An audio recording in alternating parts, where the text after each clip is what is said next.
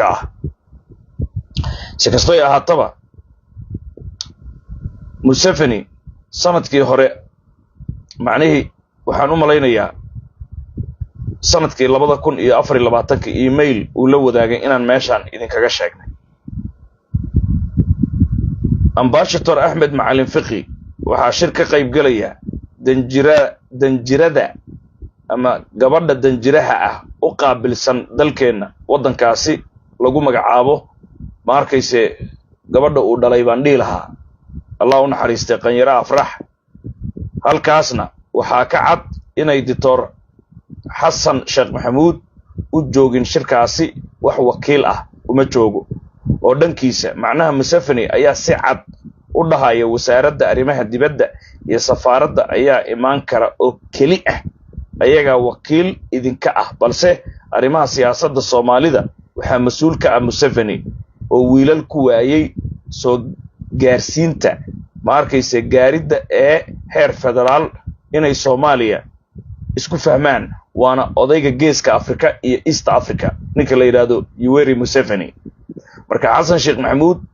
gabadha safaaradda u joogta ma arkayse Soomaaliya dalka Uganda iyo wasiirka wasaaradda arrimaha dibadda labadaas kaliya loo ogolaaday shirka inay qayb ka noqdaan sidoo kalena isaga macnaheedu kafool inuu u tago dhagaana loogu shubo taasoo ka dhigan in macnaheedu Museveni uu wakiil ka yahay arrimaha Soomaaliya maadaama uu isagu ilaaliyo wiilana uu ku waayay Dr. Hassan Sheikh Maxamuud oo baqaaya ayaa saakay u yeeray guddiga doorashada wuxuuna siiyay cadad gaaraya 3.283 milyan yani lacag ku dhow 3 milyan iyo 300 oo kun oo dollarka Mareykanka ah ayaa guddiga la siiyay oo fududeynta shaqagelinta guddiga sidoo kale waxaa la siiyay xafiisyo loo rabay guddiga diiwaangelinta doorashada gobolka Banaadir waxaana sababay cabsida shirka Kampala oo ay ka soo bixi karto dib u heshiisiinta Hassan Sheikh Maxamuud iyo Jubaland iyo Puntland waxaa suuragal ah in markayse macnaheedu Puntland iyo Jubaland iyo Hassan Sheikh Maxamuud la isku santolo oo la heshiisiyo bacdama Yoweri Museveni haddii warkiisi la diido shirka Puntland uu ka dhigi doono wadar ogolka Soomaali dawladnimada loogu dhisaayo Hassan Sheikh Maxamuud ilaalada uu kala noqon doono haddii shirka Puntland uu shaqeyn waayana Museveni oo markayse sidaan horaanba idinkugu sheegnay Kampala uu keeni doono shirka wadar ogolka dawladnimada Soomaaliya loogu dhisaayo taasaana keentay inaan horaan jaamacadda SMC haddaan aan idinkugu sheegnay in haddii Puntland Hassan hadduu diido dawladnimada Soomaaliya loo dhan yahay Puntland in dawlad lagu dhisi doono ugu dambeyn haddii dawladda Puntland ay shaqeyn weydo in Kampala la keeni doono iyada oo Ingiriiska iyo Uganda kala fogaa ay maanta isku soo dhawaadeen iyada oo Turkiga iyo Uganda kala fogaa ay isku soo dhawaadeen sababtan daraadeed saasaan idin la wadaagay hadaad casharada aad la socoteen dhanka shirka ayaa lagu go'aamin doonaa waa Kampala shirka ka dhacay uu culus yahay iyada oo waliba markayse macnaheedu ra'iisul wasaare Abiy Ahmed oo imaanayo aan idin sheegnay in kulan duceed Hassan iyo Abiy ay meesha ku qaadan doonaan kulan duceedkaasi oo Hassan Sheikh Maxamuud uu ku dalban doono in markayse badda marka Etoobiyaanka jaanta ay soo dhigayaan macnaheedu shuruud uu kaga dhigo in loo qabto daarood iyo digil iyo mirifle dhulkooda oo dalkoo dhan gacanta loogu dhigo balse taasoo cabsi uu ka qabo Abiy iyo Hassan labadaba cabsi ay ka qabaan in bahasho is wareejiso boqolkiiba macnaheedu 180 degree in dal iyo dibad mucaaradku ay tabar yeeshaan oo shacabka Soomaaliyeed si indhala'aana wadaniyad dhab ah ay hal mar kacdoon u sameeyaan Hassan iyo tiimkiisana sidii Bashar al-Assad ay ku dhacdo cabsidaasna way taalaa dhanka shirka ayaa lagu go'aamin doonaa xaaladda Soomaalida waqooyi iyo koonfur wada hadalsiintooda in lagu wada hadashiyo go'aaminta shirka Kampala waay meeshaasi waqooyi iyo koonfur macnaheedu siday u wada hadlayaan waa lagu go'aamin doonaa dhanka madaxweynaha Jamhuuriyadda Federaalka Soomaaliyeed Mudane Hassan Sheikh Maxamuud ayaa ka codsaday abtiyaashiisa inay ku faylaan oo ay talada iyaga la qaybsadaan maamulka Hirshabelle macnaheedu lana dhahay inuusan jirin arrintii ceelbaraf sidii la rabay inay noqotay taladana oo iyaga gacantooda ku soo celin doono sidoo kale sanadkan gudihiisa inuu siinayo mashaariic waaweyn oo talyaaniga uu fulinayo sida biyo xiraanka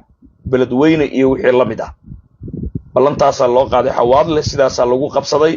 xasan sheekh maxamuud laakiin nin ballan le ma yahay xasan wuxuu yiri reer abtiyaashayda uu igu soo daba fayla arintii ceelbaraf way dhamaatay wiilashii la jarjaray sidoo kalena ma arkayse gacantiinaan ku soo celin doona Hirshabeelle hoggaankeeda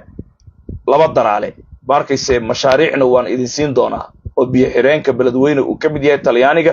uu fulinayo xawaadle intaas loo sheegay intaasana caawa xawaadle lagu qabsaday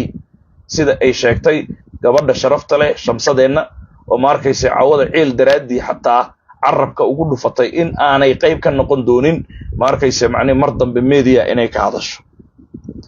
meeshaasi markay joogto jaamacadda SMC sirdoonkeeda wuxuu leeyahay halkaasi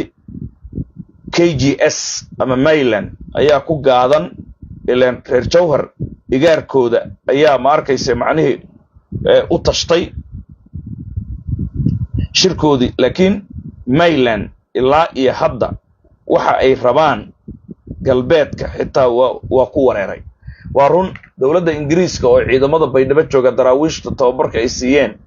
waxay ka laaciyeen jawaab dhameystiran in Mayland ay dhiibto doorasho inay dalbanayso wadar ogol inay ogoshahay iyo in tareenka Xasan Sheekh Maxamuud toos ay u fuushay ilaa hadda waa lagu wareersan yahay dawladda Mayland oday la yiraahdo taliye shub oo aad u taqaanaan Mahad Cabdiraxmaan oo hadda ma arkayse Xasan Sheekh Maxamuud uu ku laaluushay darajada ummadda Soomaaliyeed sareeyo gaas kaasi kama daba mari doonto raxweyn haddaanba kuu sheegaya haddii ninkaasi aan la iska qabanin maanta waa adduunyo waxaa laga yaabaa muuqaalkan inuu haro oo aniga aan hor dhintaa laga yaabaa laakiin sirta aan ognahay haddii macnay Mahad Cabdiraxmaan aadan oo ma arkayse shaati guduudna halgamaagii aaraareeda fashiliyey dhibaato u geystay tala xun siiyey saraakiisha buulka ka dhigay ma arkayse haddana lafta gareen taladaasi xunta ah iyo Xasan Sheekh Maxamuud uu la hoos joogo haddii aan macnaheedu digil iyo mirifle dadka la leeyahay aan iska qabanin kama dambayn doonaan raxweyn amar ilaahay waa gaar waxaan rabaa Soomaalida inaan marqaatiyeeyo ninka la leeyahay Abdicasiis lafta gareen in uu yahay qof bani aadana intuu wanaagsanaan karo horta inuu nin wanaagsan yahay Soomaalida waxaan rabaa lafta gareen inaan baro lafta gareen waa nin aamusan oo shib badan laakiin sida uu aamusan yahay gudaha ugama aamusna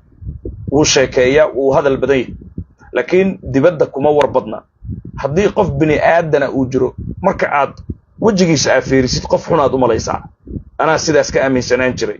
laakiin ninka la leeyahay lafta gareen haddii qof bani aadan oo siyaasiya wanaagsan yahay kibir aan ku jirin oo macnaheedu is dhul dhig badan qof walbana uu la hadlayo hadduu jiro siyaasi Soomaaliyeed waa lafta gareen haddii macnaheedu hadal wanaag la yiraahdana iyo qancin qof ma arkayse macnaheedu siyaasi Soomaaliyeed oo dad qancin yaqaan hadduu jiro lafta gareen baa kow noqon ama labo noqon qof kasta macnaheedu marka uu la hadlaayo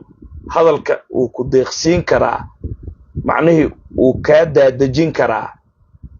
daacadnimadiisi waxaad ka dhex dareemaysaa hadalkiisi munaafiqad kuma jirto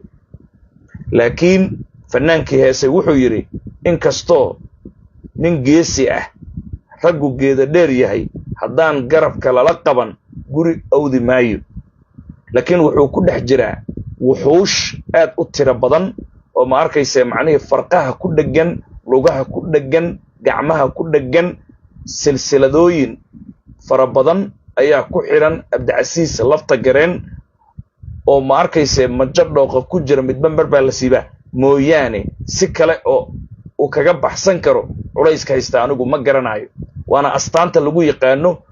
raxweyn in ay ku dhagaan halyeygooda sida Ustaad Cusmaan oo ay difaaci kari waayeen isagoo dalka madaxweyne ka noqon lahaa calankana maanta Cabdullaahi Ciise macnaheedu lagu faantamayo ninkaas soo qaadi lahaa iyo Cabduqaadir Saqaawudiin iyo Cabdullaahi Bagadi warxaweenka ku dhagay markayse Dr. Xasan Maxamed Nuur Shaati Guduud iyo Dr. Ayub oo hortooda lagu dilay warxaweenka ku dhagay Madoobe Nuunow Maxamed intay ADC-da isugu tageen 6 gobol markii kadibna Xasan iyo Shariif Xasan 3 gobol intay u baaqeen Bakiin isugu yimaadeen oo Madoobe Nuunow kursiga isagoo ku fadhiya ay soo cidleeyeen marka astaanta bahashan raxweynta la leeyahay ayaan ku garanayaa intaan media ku jiray barashadeedii waxa weeye geesi booris ay dhahan mayga macnaa geesiga ayay ka oysiiyaan geesiga ayay dilaan marka lafta gareen nin bani aadan ah siyaasi ah isla weyni aan ku jirin qadiyad leh qab leh go'aan leh geesi hadduu jiro waxa weeye waxaan ku tilmaami karaa aniga aqoonta aan u leeyahay hadda inta aan wax baarayay lafta gareen